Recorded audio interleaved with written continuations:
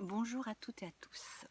Alors aujourd'hui, une petite vidéo un peu particulière pour vous parler comment se protéger des énergies négatives, hein. Comment se protéger de toutes ces énergies qui peuvent perturber notre quotidien. Alors, petite intro, quand on commence à travailler avec les énergies, au fur et à mesure, notre sensibilité augmente, s'accroît, on est sensible à tout ce qui nous entoure et nos ressentis deviennent de plus en plus subtil et effectivement, on peut ressentir vraiment, des choses de l'ordre de la tristesse, du mauvais œil, du chagrin autour de nous, hein. On peut le ressentir pour nous et pour les autres. Alors, en numérologie, c'est vrai que on peut le voir à travers des maîtres nombres, hein, qui sont mal, utilisés, on va dire. En tarologie, on le voit très nettement par, le tirage, de certaines lames.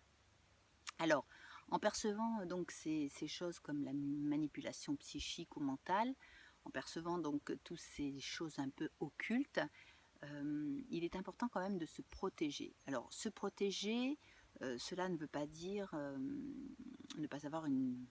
Enfin, c'est vrai déjà de le dire, c'est être négatif. Effectivement, il faut être quand même dans un état d'esprit positif, se dire que ce genre de choses existent, mais on ne peut pas le voir ou on le nettoie. Il faut avoir une pensée positive, ça c'est important, mais il y a quand même des petites choses à faire pour se protéger de tout ça. Alors, je vais vous en citer 5 et je vous les expliquerai plus profondément. Donc le premier, c'est l'utilisation de l'encens. La deuxième, effectivement, c'est utiliser une neuvaine. La troisième, c'est les pierres, la propriété des pierres et leur utilisation.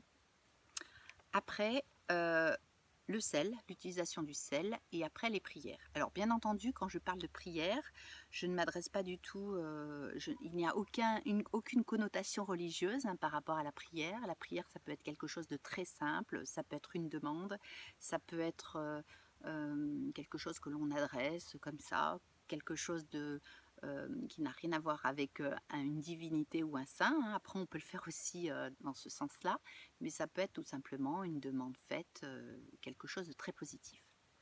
Alors je commence. L'utilisation de l'encens. Pourquoi? Alors l'encens, ça existe quand même depuis la nuit des temps. Effectivement, dans toutes les civilisations, on a utilisé l'encens pour se protéger un petit peu du mauvais œil, comme on disait, mais aussi pour différentes choses. Alors on peut utiliser tout à fait l'encens pour faire de la méditation. Parce que c'est vrai que chaque encens a ses propriétés, hein. Ça peut être des propriétés relaxantes, calmantes, équilibrantes, certaines sont même aphrodisiaques. Il y en a qui se servent aussi de l'encens pour la méditation. Et certains encens, on peut vraiment s'en servir pour nettoyer. Alors nettoyer, c'est-à-dire pour dépolluer. Alors, dans les encens les plus puissants, on va dire, pour nettoyer un lieu, on va citer quand même la sauge blanche, qui est une sorte, qui est naturelle, hein, c'est-à-dire que c'est une plante, elle est souvent présentée par un fagot, hein, un fagot qu'on va brûler. Alors on peut brûler une ou deux feuilles, plusieurs, il faut qu'il y ait une fumée quand même assez conséquente, hein, voilà, qui se propage. Et on se promène, bon, avec bien sûr une coupelle, hein, en brûlant cet encens, on se promène un peu dans toute la maison pour avoir cette sensation de vouloir nettoyer, de faire passer une tornade blanche dans les lieux de l'habitation. Donc c'est vrai que la sauge blanche est réputée pour vraiment éloigner, on va dire, les mauvais esprits, les fantômes, tout ce qui est là et tout ce qui pèse, hein. On utilise aussi un autre encens, alors qui peut être sous forme de bâtonnet, qui est le camphre. Et effectivement, le camphre est assez puissant aussi pour éloigner. D'ailleurs, on s'en servait dans les maisons avant pour éloigner un petit peu tous les rats, les loirs, les choses comme ça, parce que l'odeur est assez puissante, hein. Dans les civilisations, enfin en en Amérique, chez les Amérindiens, on utilise beaucoup le Palo Santo, qui est une sorte de bois qui se consume et qui, effectivement aurait des propriétés, nettoyantes et purifiantes, au niveau de l'aura et au niveau de tout ce qui est nuisant.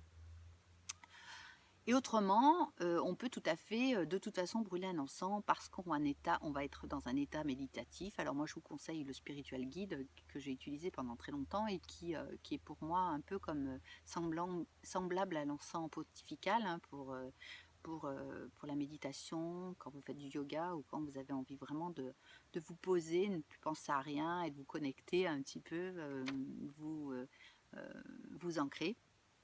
Donc voilà, on y retrouve donc la myrrhe, le nag champa, l'oliban aussi, le benjoin. Donc voilà. La marque Satya, qui est une marque très ancienne, hein, je ne sais pas si vous voyez ce que c'est un encens noir ou bleu d'ailleurs. La marque Satya, c'est aussi le nag champa.